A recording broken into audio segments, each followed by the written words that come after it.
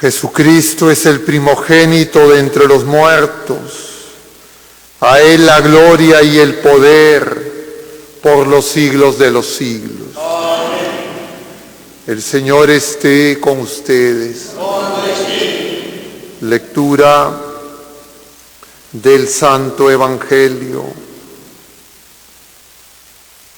según San Lucas.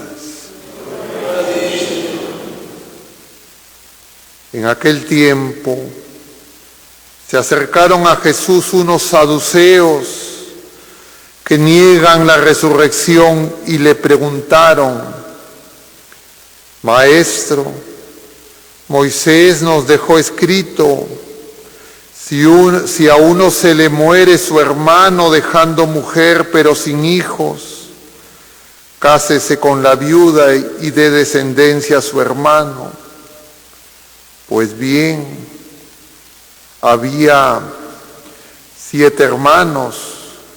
El primero se casó y murió sin hijos, y el segundo y el tercero se casaron con ella. Y así los 7 murieron sin dejar hijos. Por último murió la mujer. Cuando llegue la resurrección, ¿de cuál de ellos será la mujer? Porque los 7 han estado casados con ella. Jesús les contestó: en esta vida hombres y mujeres se casan, pero los que son juzgados dignos de la vida futura y de la resurrección entre los muertos no se casarán, pues ya no pueden morir, son como ángeles, son hijos de Dios, porque participan en la resurrección. Y que resuciten los muertos, el mismo Moisés lo indica en el episodio de la zarza, cuando llama al Señor el Dios de Abraham, el Dios de Isaac, el Dios de Jacob. No es un Dios de muertos, sino de vivos, porque para Él todos están vivos. Palabra del Señor. Gloria a ti, Señor Jesús. Tomen asiento un momento, queridos hermanos. Estamos ya en esta 32ª semana, 32º domingo del tiempo ordinario. Eso significa que el subsiguiente domingo habrá acabado el año litúrgico, estaremos celebrando la solemnidad de Cristo Rey. Eso significa además que ya este año se está acabando y entonces nosotros una vez más tenemos que preguntarnos: ha pasado todo un año litúrgico, ¿qué hemos aprendido? ¿En qué hemos crecido como hijos de Dios? ¿O seguimos igual que el año pasado que empezamos? Porque uno puede creer y se estancado: es que yo ya sé, no necesito escuchar, estos pasajes ya me los sé de memoria. Y con eso uno se cierra a crecer como hijos de Dios. Eso primero, como diríamos, telón de fondo. Segundo, que este mes de noviembre, el último mes del año litúrgico, distinto al año calendario. ¿Y por qué es distinto el año litúrgico del año calendario? ¿Por qué no nos unificamos?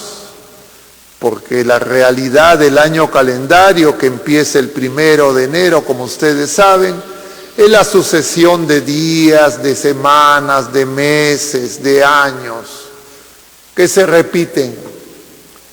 Pero el año litúrgico es un tiempo de salvación, es un tiempo donde nos tenemos que encontrar con el Señor. Y cada día que celebramos la Eucaristía, la Santa Misa, es para encontrarnos con el Señor, y encontrarnos con el Señor es encontrarnos con la vida. Y entonces todo este mes la Iglesia lo dedica a lo que se conoce como los novísimos, las realidades últimas. Vamos ahora a lo específico de la enseñanza de hoy, pero lo específico de la enseñanza de hoy tiene el antecedente de la enseñanza de los domingos precedentes. Estamos en este capítulo hoy, capítulo 20 de San Lucas. La semana pasada vimos un pasaje del capítulo 19 de San Lucas y ustedes seguro recuerdan perfectamente. ¿Se acuerdan de qué trató? De Zaqueo, muy bien. ¿Y qué nos enseñó ese pasaje de Zaqueo? Zaqueo era, dice, un hombre muy rico, un publicano, que quería ver a Jesús, se sube a una higuera, un sicomoro, logra ver, Jesús le dice baja y Zaqueo baja y Jesús se invita a la casa de Zaqueo y le dice hoy la salvación ha llegado a tu casa. Pero en esa invitación habían muchos publicanos y también habían fariseos. Y los fariseos empiezan a criticar a Jesús porque se junta con los pecadores. La Santa Misa es una asamblea de pecadores. Todos nosotros nos hemos reconocido pecadores. O alguno de ustedes no es pecador. Porque de repente es como nuestra Madre Santísima. Nosotros somos pecadores. Y el pecado daña nuestra naturaleza humana. Y uno de los daños de la naturaleza humana es lo que se nos presenta breve y compactamente en ese pasaje del domingo pasado y que también se sigue relatando en lo que va del capítulo 19 y también de los primeros pasajes del capítulo 20, porque lo que ahora hemos contemplado en el capítulo 20 está entre los versículos 27 y 38, o sea, no es el inicio. Y entonces el encuentro con Zaqueo es en Jericó, pero ya en el mismo capítulo 19 Jesús va a ingresar a Jerusalén. Hemos omitido esa lectura, hemos omitido la entrada del Domingo de Ramos, hemos omitido el llanto de Jesús sobre Jerusalén, hemos omitido que Jesús va directamente al templo y el templo está hecho una cueva de bandidos y Jesús vuelca las monedas, las palomas y les dice: mi casa es casa de oración. Porque nosotros ya con Zaqueo se nos advertía del tema del dinero, del tema de la codicia que impide amar. Y a veces nosotros seguimos sin entender y seguimos pensando en el dinero y en el dinero y en el dinero. ¿Y por qué es peligroso el dinero? Porque el dinero es expresión de propiedad. O ustedes el dinero que tienen lo tienen ahí a disposición de toda la gente. La gente cuida mucho el dinero, lo tienen en bancos, en cajas fuertes, con cuentas, con números, con claves, donde no cualquiera puede entrar. ¿O no es así? O ustedes tienen su dinero, lo dejan ahí en la plaza, en medio de la calle y sacan lo que toman y cualquiera que puede tomar. El dinero es la expresión no solo del deseo de tener, sino también de poseer. Y nosotros, nos ha dicho el Señor, no somos dueños, somos administradores. Entonces hay un peligro, el peligro del tener. Y el tener se expresa con una proposición muy breve. ¿Cuál es esa proposición que expresa el tener?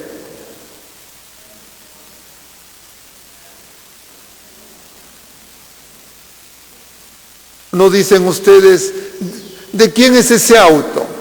¿Cómo se responde esa pregunta?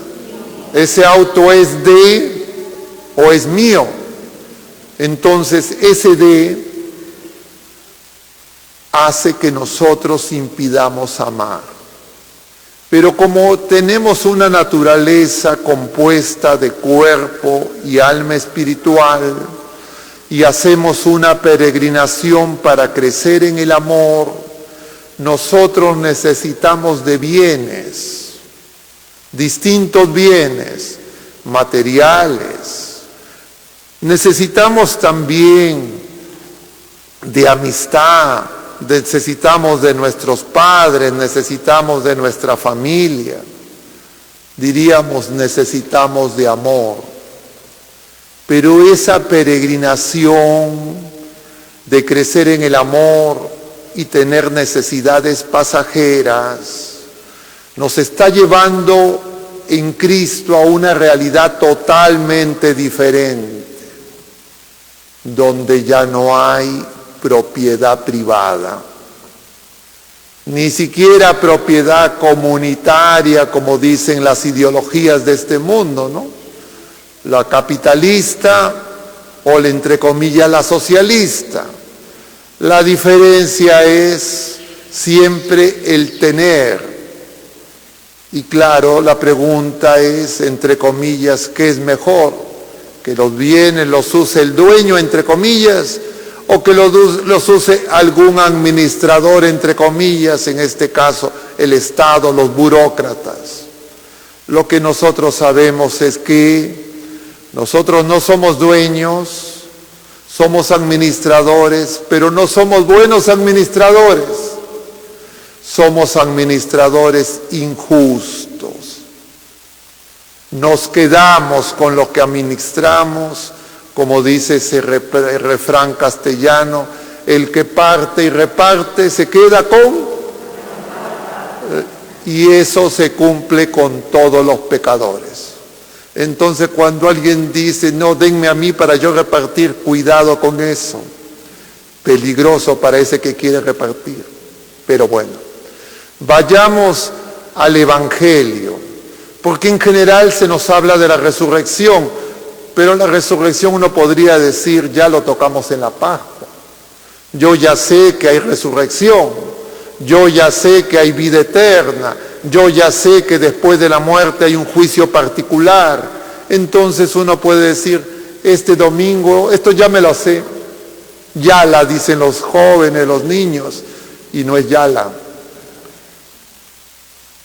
Jesús, antes de esta pregunta de los saduceos, que van para burlarse de Jesús, ridiculizar la resurrección, antes ha tenido las preguntas de los escribas, las preguntas de los sacerdotes y las preguntas de los poderosos de Israel, que nos representan a nosotros mismos, que también tenemos preguntas a Jesús.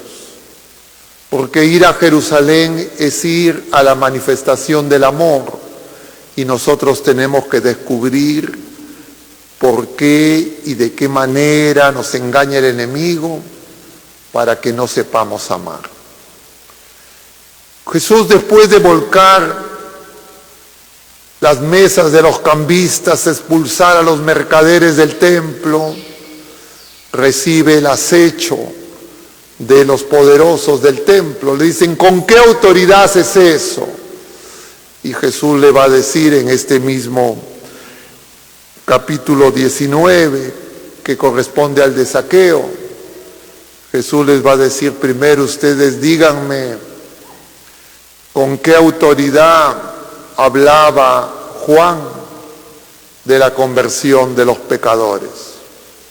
Y entonces ellos empiezan a hacer sus cálculos. Dicen, si le decimos que viene de Dios, nos va a decir por qué no le hacemos caso. Si es que le decimos que no viene de Dios, el pueblo que sigue a Juan y lo amaba, se va a venir contra nosotros. Entonces, ¿qué le vamos a decir? No sabemos. Y Jesús les dice, yo tampoco les voy a decir con qué autoridad hago esto. Nosotros, en el uso de nuestro raciocinio, entre comillas, en esos soliloquios que tenemos, hacemos esas cosas. Calculamos, porque no nos interesa en realidad agradar a Dios, sino nos interesa lo que dice la tribuna, la aprobación de la gente. ¿Y por qué nos interesa la aprobación de la gente? Porque queremos que esa gente nos pertenezca, que los bienes de esas personas me pertenezcan. Y entonces uno no le quiere decir a la gente la verdad. Luego de eso envían a otros con una pregunta cacciosa, dice, y le preguntan a Jesús: tú que no haces acepción de personas, ¿es lícito pagar impuestos al César? Y entonces Jesús sacará ese pasaje que ustedes conocen, esa moneda, ¿no? ¿De quién es esta moneda? Del César. Den al César lo que es del César.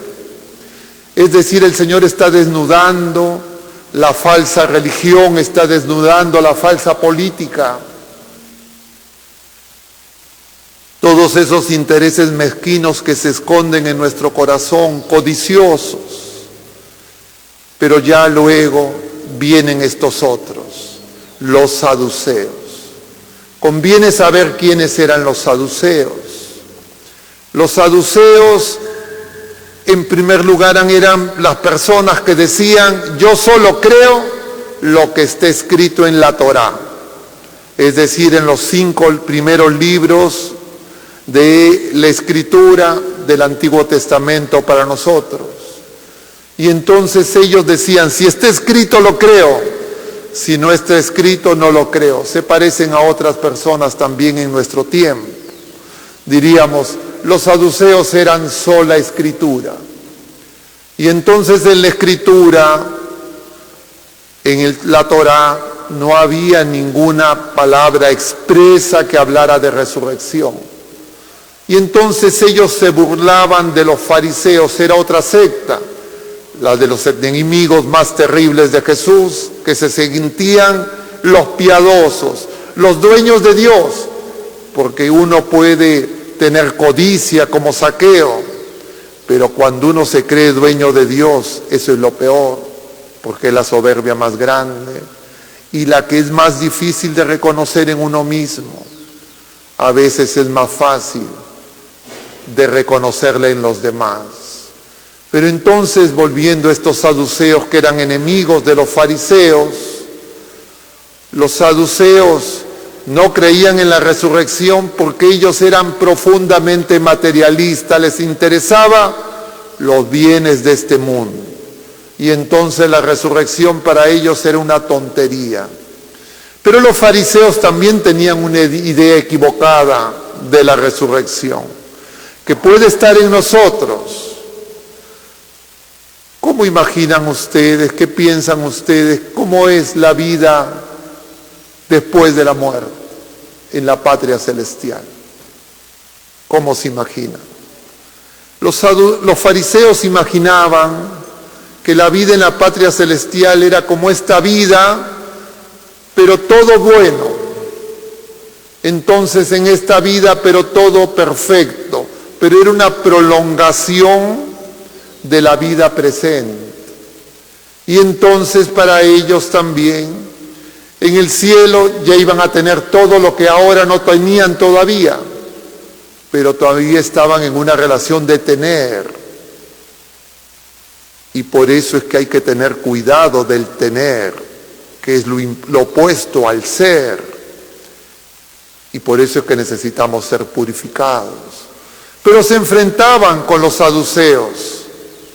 Pablo era fariseo, en tanto conocía a los saduceos. Vemos en el libro de los Hechos de los Apóstoles, cuando él se da cuenta que hay muchos fariseos, les habla de la resurrección, pero simplemente como dato para refresquen su memoria y recuerden ese pasaje.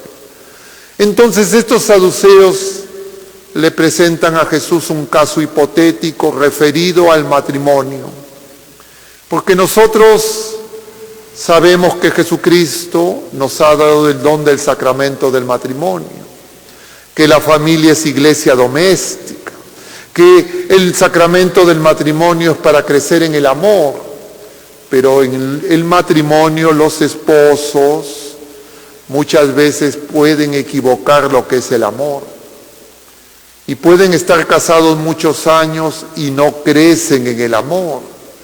porque tienen una serie de ideas equivocadas de lo que es la vida presente y de lo que es la vida como hijos de Dios.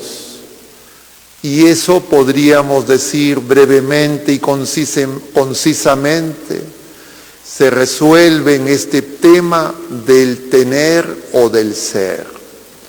Y entonces le presentan el ejemplo de estos 7 hermanos que se casan con la misma mujer, todos sin tener hijos, hacen una cita del Antiguo Testamento, de la ley de Moisés, que decía, porque en tiempos de Moisés ellos entendían la fecundidad como algo meramente temporal y entendían que la felicidad era tener mucho.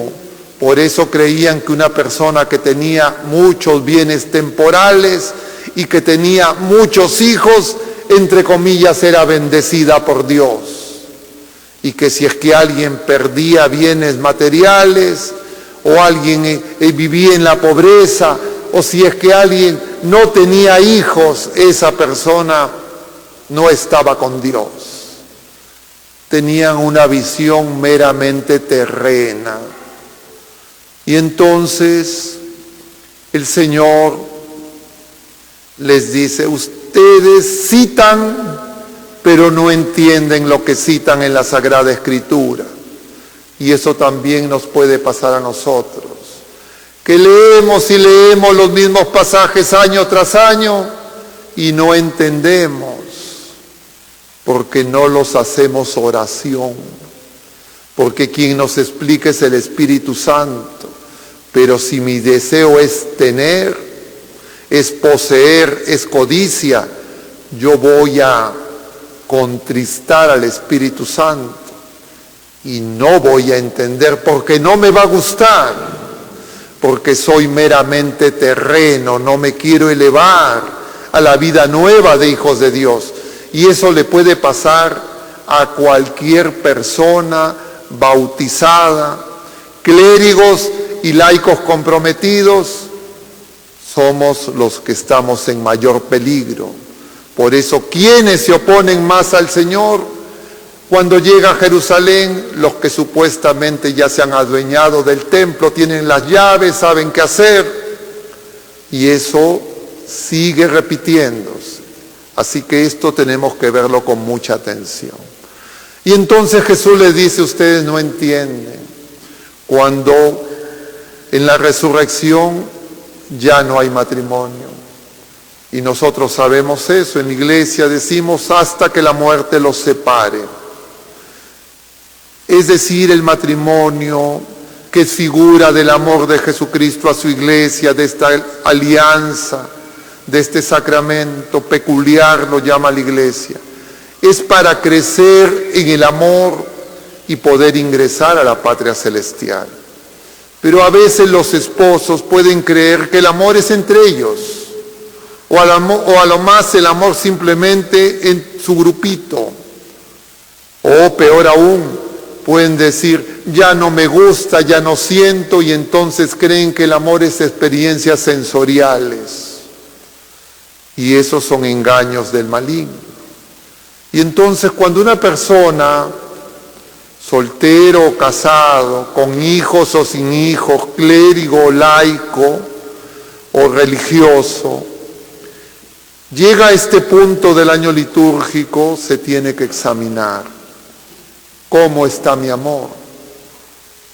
Si mi amor es un amor posesivo, si mi amor es un amor de cálculo y posesivo de lo que sea, puede ser posesivo de la compañía, posesivo de los apetitos carnales, posesivo de los cuidados o posesivo de los bienes materiales. Yo tengo que darme cuenta y decir, Señor, todavía no amo como tú amas. Aumenta mi amor, aumenta mi fe. Eso es lo que le pasó a Pedro, pero no nos vamos a desviar porque eso lo vemos en el tiempo de Pascua. Ahora estamos al finalizar el año litúrgico. Y entonces por eso Jesús, en la primera parte de este pasaje, se menciona la resurrección 7 veces. Y Jesús dice, serán como ángeles, pero no dice seremos ángeles. Los seres humanos no seremos ángeles. Los seres humanos no nos transformamos en ángeles. Los ángeles son criaturas diferentes a nosotros. Los ángeles son espíritus puros. Y un espíritu puro que vive en la presencia del Señor, los ángeles fieles no tienen codicia. Los ángeles fieles no tienen necesidad de tener, no tienen cuentas de ahorro, no quieren poseer. Los ángeles caídos, que no saben amar, odian a los hombres y a veces los quieren poseer.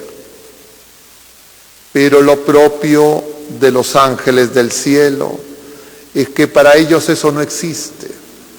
No existe el deseo de tener nada, porque ya lo tienen todo, porque están con el Señor. Y entonces en el cielo los esposos se encontrarán, se seguirán amando, pero ya no estarán en esa misma relación de las imperfecciones que todavía hay en la vida presente. Los hijos con los padres se encontrarán y se amarán igual que los esposos, muchísimo más, en un amor perfecto, sin ningún tipo de posesión. Ya no dirán, esto es mío,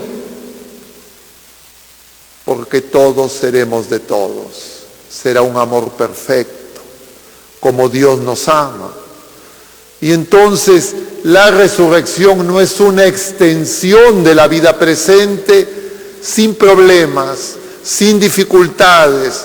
No, es algo totalmente diferente, como dice San Pablo, ni el ojo vio ni inteligencia del hombre. No lo podemos imaginar. Es un desborde de amor que tenemos que empezar a gustar aquí, en esta vida. Y entonces por eso el Señor, en la segunda parte de esta respuesta a estos saduceos, el Señor va a decir, y que resucitan los muertos. El mismo Moisés lo indica en el episodio de la zarza, cuando llama al Señor el Dios de Abraham, el Dios de Isaac, el Dios de Jacob. No es Dios de muertos. En otra palabra, de otra manera, nuestra relación primordial es con Dios. Con Dios no hay relaciones de pertenencia en el sentido humano. Y por eso los esposos ahora cuando se casan, ¿no?